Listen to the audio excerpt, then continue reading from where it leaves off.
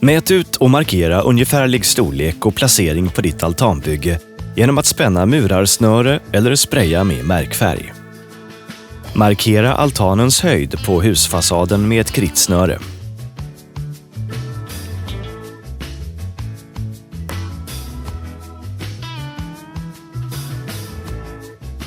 Ta bort all matjord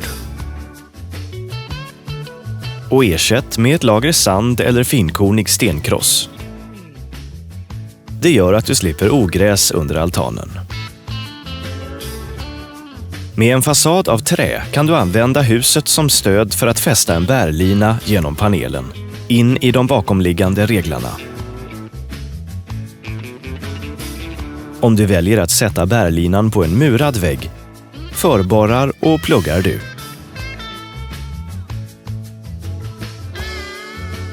Innan du fäster med franska skruv.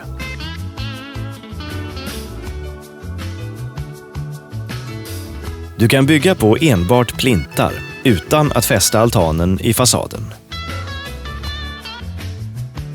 Med fasad av fasadtegel bör du kontakta fackman innan du skruvar upp bärlina på fasaden.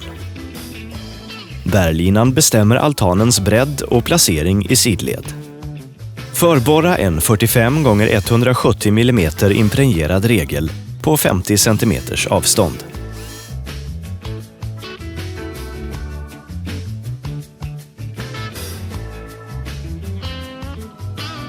Kapa och ta bort lockläkten. Mät ner trallens tjocklek.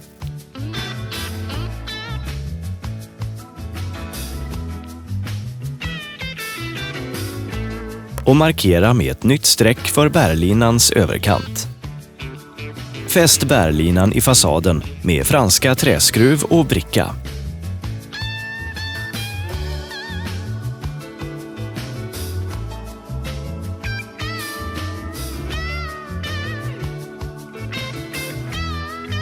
Använd en av husets sidor som mall för att ta ut en rak linje för altanen.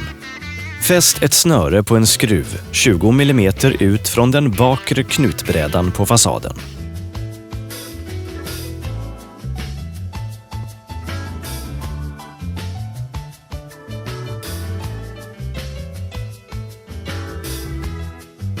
Dra snöret förbi fasaden och fäst snöret i en stakpinne. Justera placeringen till snöret passerar 20 mm ut från den främre knutbrädan.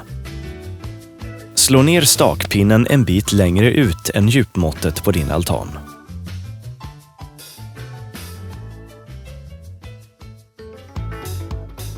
Avståndet mellan plintar ska vara max 2 meter. Samma maxavstånd gäller mellan bärlina och den första raden med plintar. Om din altan är djupare än 2 meter krävs en mittre bärlina för att få tillräcklig stabilitet. Beslagen på plintarna längs kortsidorna ska placeras så att stolparna senare kan justeras i sidled. Beslagen på plintarna i framkant och de som ska bära upp under tralldäcket riktas så att stolparna senare kan justeras i djupled. För varannan meter du bygger djupare altan behövs ytterligare en bärlina. Plintarnas beslag på dessa bärlinor riktas på samma sätt. Om du ska belasta altanen mer än normalt kan du behöva minska avståndet mellan plintar och öka dimensionen på reglarna.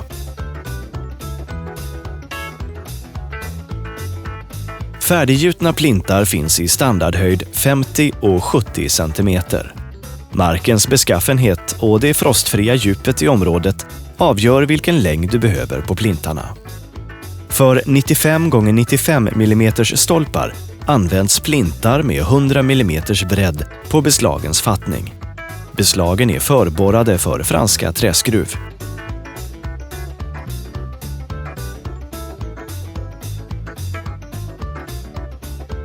Märk ut med några spadtag ungefär var plintarna ska stå.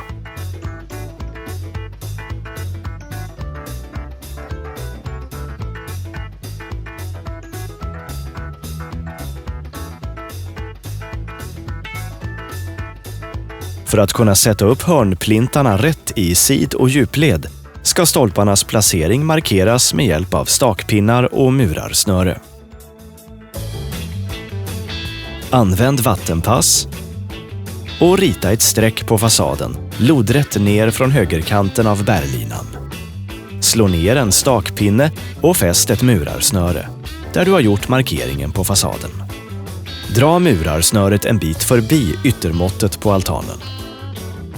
Se till att måttet mellan detta snöre och riktsnöret är lika stort längst ut som det är vid bärlinan.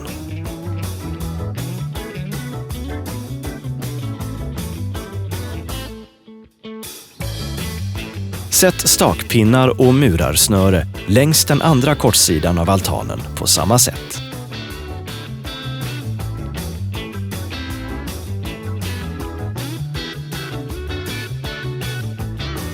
Säkerställ att måttet mellan detta snöre och det andra snöret i fasaden är lika stort längst in och längst ut. Sätt ut stakpinnar och dra murarsnöre för att markera måttet för stolparnas placering i djupled. Kontrollera att måttet till bärlinan är lika stort på båda sidor.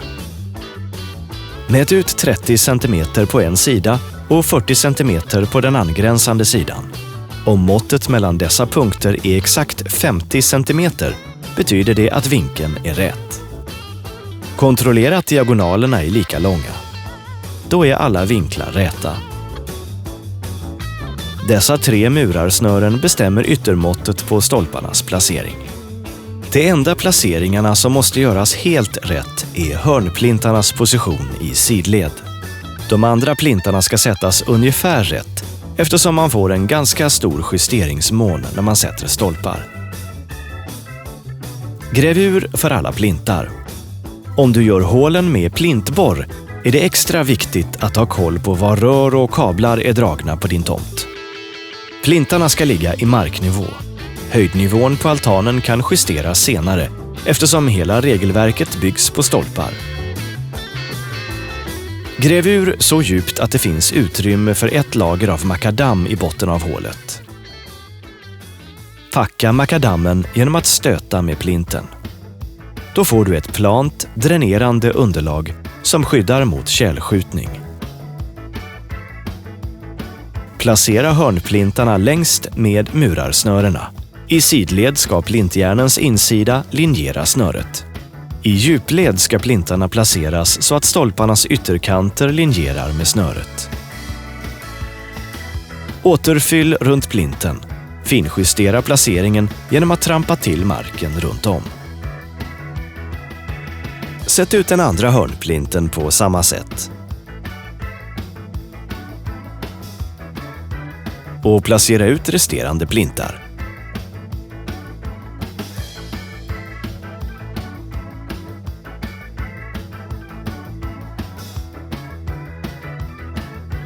Behåll alla stakpinnar och murarsnören. De används under bygget av stommen som riktmärke för stolparnas placering. Snöret ut från husets fasad gör att du kan ta ut rätt mått även för regelverket till din altan. Behåll det som riktmärke till stommen är färdigbyggd.